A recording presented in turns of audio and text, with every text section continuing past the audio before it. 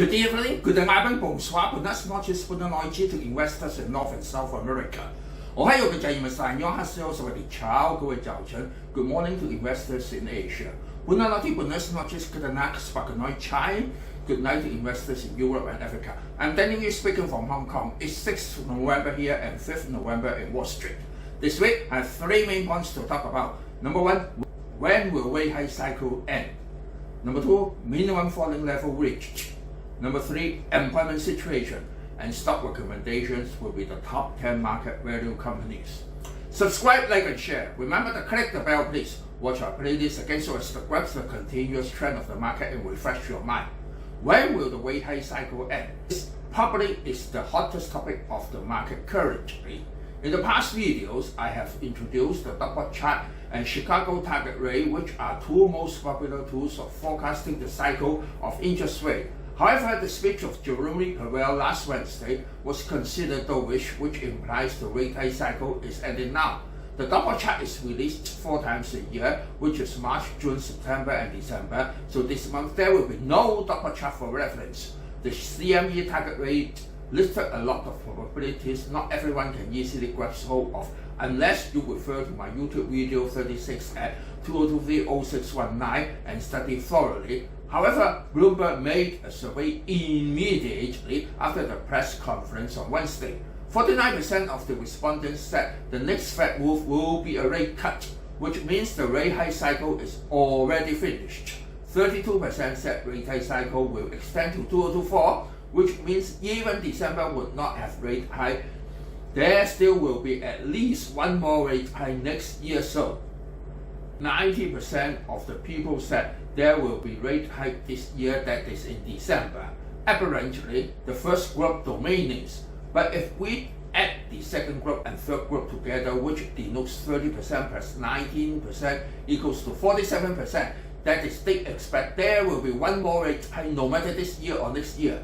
Those that think the interest rate not yet reached top are 47% compared to 49% of no more rate hike. Actually can be said half to half. So we better refer to Chicago target rate. The chance of keeping interest rate unchanged at the FOMC meeting of December 30th is 90.2% and will keep unchanged until June 12th. The chance of cutting interest rate for 25 basis points is 41.6%. Statistics show after the rate hike cycle started, 18 months later would bring about a recession. Since early 2023, the market was furiously talking about the recession chance, but the third quarter GDP grew up to 4.9%, much stronger than previous quarters of 2.1%, 2.2%, 2.6%, and 2.7%. It proved it's a soft landing and no recession at all.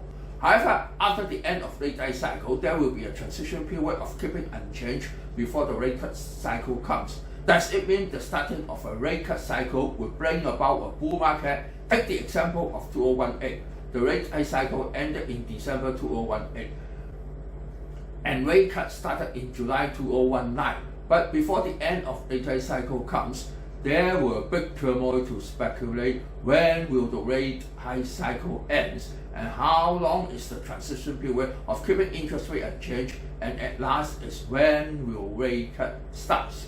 Therefore, the market has to face uncertainty for 3 stages. Firstly, is before the rate hike cycle ends. Secondly, is the period of transition. And thirdly, is the actual starting of the rate cut cycle. Ladies and gentlemen, we are still in stage 1 only, and we still have to face the uncertainty in stage 2 and 3. Remember to fasten your seatbelt when turmoil comes, even though not now. As for minimum falling level, in the last video, which is video 55 at 2023-1030, clearly stated the minimum falling level of DJIA is 32393, and it reached 32327 on the October 27th and started a new wave with 5 consecutive rise sticks, rebounding up to 250 SMA. Mind that the pattern is a complex head and shoulders, which consists of a small head and shoulders clinking apparently upward, and outside is a big head and shoulders slightly clinking upward. And in the year chart, it is in a rectangular platform of high level. So even if the price is under 250 MA, it would not arouse panic selling. and still the most promising among the three major indices. So when it rebounds up, the market sentiment changes to a promising sentiment. As for S&P, the minimum falling level is at 4051. On October 27, it reached 4103 and just totally under the 250 SMA, but rebounded with 5 consecutive rises. As for Nasdaq, the pattern is clicking downward and the minimum falling level is at 11929. On October 26, it reached bottom at 12543, 1 day earlier than Dow Jones and S&P. For Apple reached bottom on October 26 and Microsoft had a big black candlestick on that day. Nasdaq formed a bullish harami with 5 consecutive rises to start a new uptrend. All three major indices found a pattern of 5 consecutive rises, and that's why market sentiment changed. One more point to remember is that after S&P and Dow Jones reached bottom on October 27 Friday, the fear and greed index on the next Monday fell to the category of 24 points, which is extreme greed. It denotes oversoldness and has a chance to rebound at any time, and I have said for several months that there would not be any avalanche even though penetrated the head and shoulders. For the above technical data, please study my electronic handouts thoroughly together with the series of 14 teaching videos with live examples and sudden tests specially designed for self-studying, and also philosophical questions to think about as homework. Any sponsor for our seminar, daily report and videos are appreciated with gratitude. Please contact Professor Vitali for details. For employment situation, the non-farm payroll is reported at 150K, down from previous 297K. Is it good or bad?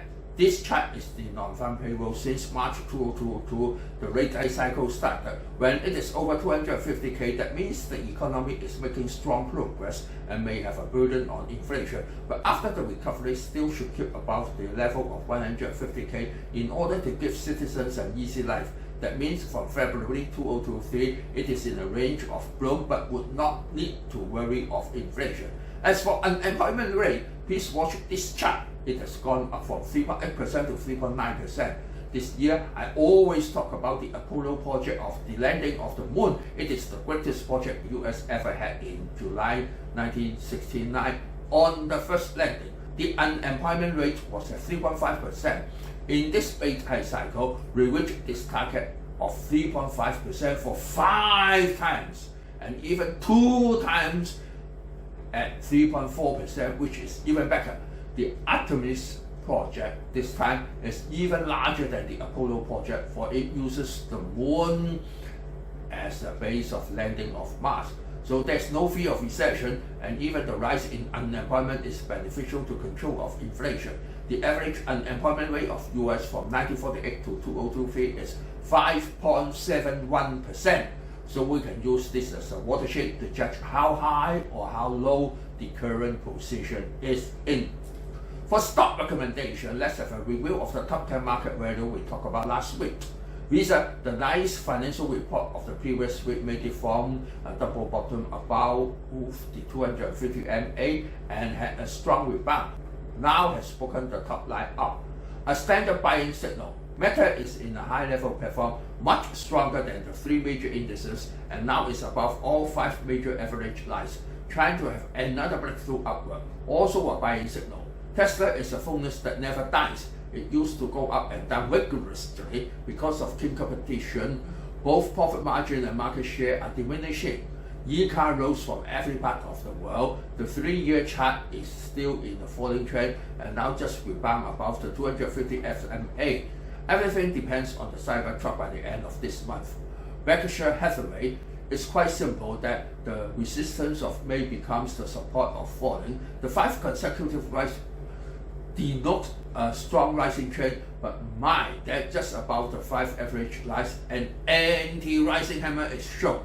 NVDA, mind that the head and shoulders is an incomplete pattern, for the start point of the right shoulder cannot touch the neckline, so its power is limited. So when penetration occurs, it cannot go downward and in turn goes upward, which proves this pattern is nothing but a trap. Amazon, again not in a standard head and shoulders pattern and only in a multi-level platform with several jumping gaps. Mind that even head and shoulders is considered as the most accurate among all patterns, but must distinguish which pattern is true and which is false. As a matter of fact, only true patterns are accurate. Google already said the unreasonable fall is just to sell on good news. Now it has found its support at ranging zone from May to August and is trying to refill the jumping gap. Now, Microsoft formed a high W pattern and has already penetrated the top line last week. This week finished pulling back and trying to break another resistance upward again. Both Meta and Microsoft are in stronger situation than the three major indices. Apple. The bottom of Apple ends with Nasdaq, which is just above the 250 SMA and 1 day earlier than Dow Jones. The real leader of the market now is in 6 consecutive rise and refilled the jumping gap, which denotes digested selling orders and ready to go upward further. The falling trend since August has also slowed down.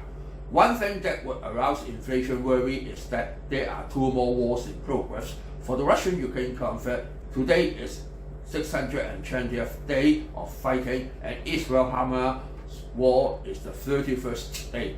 Both have been countered by day in the US Stock Express. Since the economy is recovering, the effect on inflation is quite limited. So again, subscribe, like and share. Sayonara, auf Wiedersehen, adieu, bye bye, see you next week.